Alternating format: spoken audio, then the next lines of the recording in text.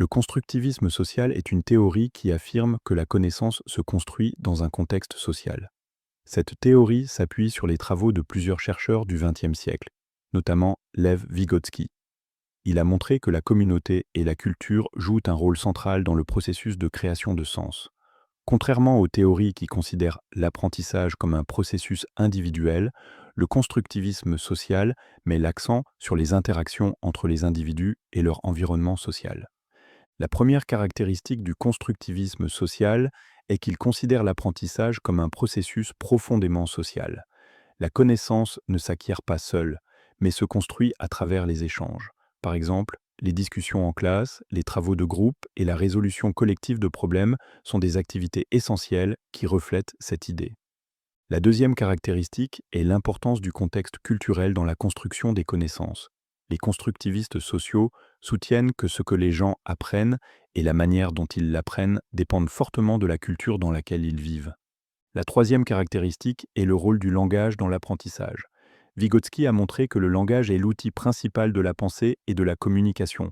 Par le dialogue, les individus partagent leurs idées, remettent en question celles des autres et construisent ensemble de nouvelles compréhensions. La quatrième caractéristique est le rôle actif des apprenants dans leur apprentissage. Le constructivisme social considère que les élèves ne reçoivent pas passivement l'information, mais qu'ils créent activement du sens. Cela souligne l'importance d'impliquer les élèves dans des activités qui stimulent leur capacité cognitive par leur participation. Dans la classe, le constructivisme social peut se traduire par des discussions de groupe ou des projets où les élèves partagent leurs points de vue et enrichissent leurs idées mutuellement. Par exemple, un enseignant peut proposer un problème complexe en mathématiques pour que les élèves discutent ensemble de différentes solutions, améliorant ainsi leur compréhension grâce à la diversité des méthodes et des idées. Un des bienfaits du constructivisme social est son accent sur la collaboration et l'interaction, ce qui favorise un apprentissage plus profond. Cette approche encourage la pensée critique et les compétences en résolution de problèmes, car les élèves s'engagent activement avec celles-ci et avec les autres. Un autre point fort est son adaptation à des environnements et styles d'apprentissage variés. Puisqu'il valorise le contexte culturel et les expériences personnelles, il soutient des parcours d'apprentissage personnalisés au sein de groupes. Cependant, le constructivisme social est aussi critiqué. Une critique est qu'il pourrait sous-estimer le rôle de l'individu dans l'apprentissage.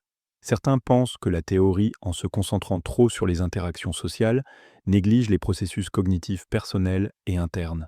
Une autre critique concerne la difficulté de mettre en œuvre cette approche dans des contextes où les ressources sont limitées et les classes nombreuses.